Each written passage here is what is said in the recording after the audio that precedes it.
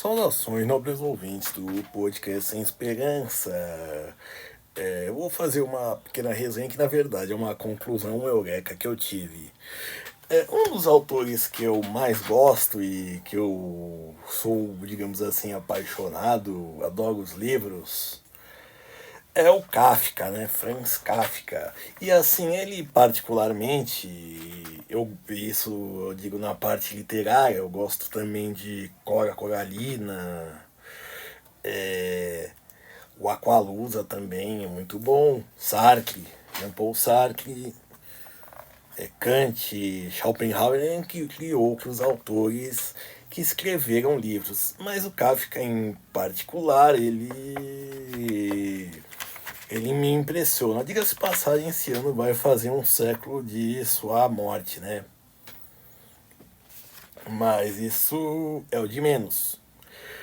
O que acontece aqui é que toda vez que eu leio Kafka, independente do texto, eu sempre pensava o seguinte: uma primeira vez, até na segunda e terceira, eu não entendi nada, mas tem algo de bom.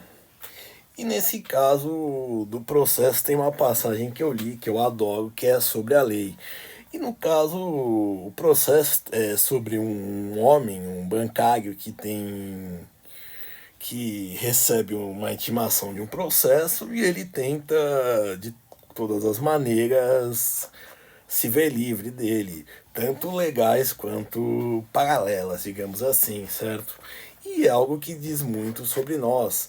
E essa passagem aqui eu demorei muito para entender, mas que de fato tem a sua importância, que é no capítulo 9 do livro, que ele encontra, e uma das pessoas que ele apela é o sacerdote, e tenta ajudar ele também, é o sacerdote da prisão. Certo? No filme é interpretado pelo Anthony Hopkins, tem no YouTube dublado até. Bom, vamos lá, e é isso que eles estão conversando, e o sacerdote diz para ele: nos textos introdutórios à lei consta o seguinte a respeito desse engano: diante da lei está um porteiro. Um homem do campo dirige-se a esse porteiro e pede para entrar na lei. Mas o porteiro diz que agora não pode permitir-lhe a entrada. O homem do campo reflete e depois pergunta se então não pode entrar mais tarde. É possível, diz o porteiro, mas não agora. Uma vez que a porta da lei continua sempre aberta e o porteiro se põe de lado, o homem se inclina para olhar o interior através da porta. Quando nota isso, o porteiro ri e diz: se o atrai tanto, tente entrar apesar da minha proibição.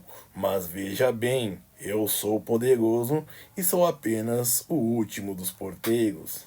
Da sala para a sala, porém, existem porteiros cada vez um mais poderoso que o outro. Nem mesmo eu posso suportar a visão do terceiro.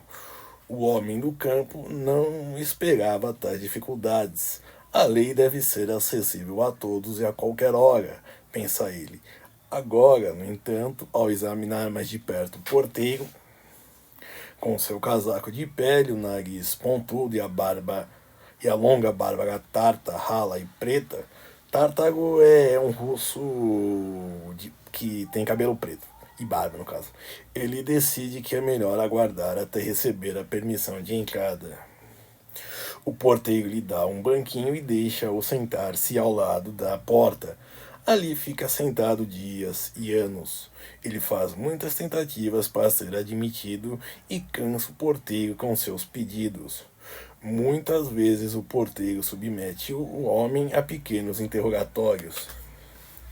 Pergunta-lhe a respeito de sua terra e de muitas outras coisas, mas são perguntas indiferentes, como as que costumam fazer os grandes senhores, e no final repete-lhe sempre ainda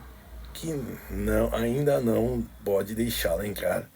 O homem que havia se equipado para a viagem com muitas coisas, lança a mão de tudo, por mais valioso que seja, para subornar o porteiro.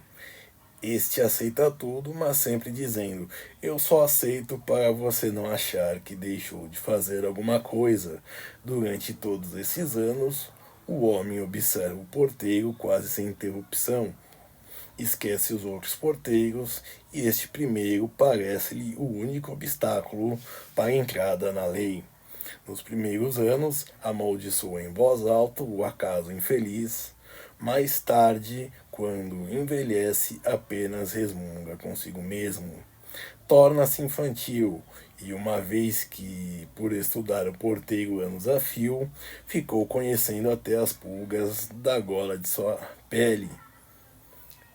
Pede a estas que o ajudem a fazê-lo mudar de opinião. Finalmente, sua vista enfraquece e ele não sabe se de fato está escurecendo em volta ou se apenas os olhos o enganam. Contudo, reconhece que está no escuro, o- reconhece no escuro um brilho que rompe inextinguível da porta da lei. Mas já não tem mais muito tempo de vida. Antes de morrer, todas as experiências daquele tempo convergem na sua cabeça para uma pergunta que até então não havia feito ao porteiro. Faz-lhe um aceno para que se aproxime, pois não pode mais endireitar o corpo enrijecido. O porteiro precisa curvar-se profundamente até ele, já que a diferença de altura mudou muito em detrimento do homem. O que você ainda quer saber? Pergunta o porteiro. Você é insaciável? Todos aspiram à lei? Diz o homem. Como se explica que em tantos anos ninguém além de mim pediu para entrar? O porteiro percebe que o homem já está no fim e, para ainda alcançar sua audição em declínio, ele berra: aqui ninguém mais podia ser admitido, pois esta entrada estava destinada só a você. Agora eu vou embora e fecho-a. Então, nisso daí a gente vê como são as coisas. Por exemplo, na nossa vida, digamos assim, se você for abrir uma empresa, você vai ter que ter uma série de barreiras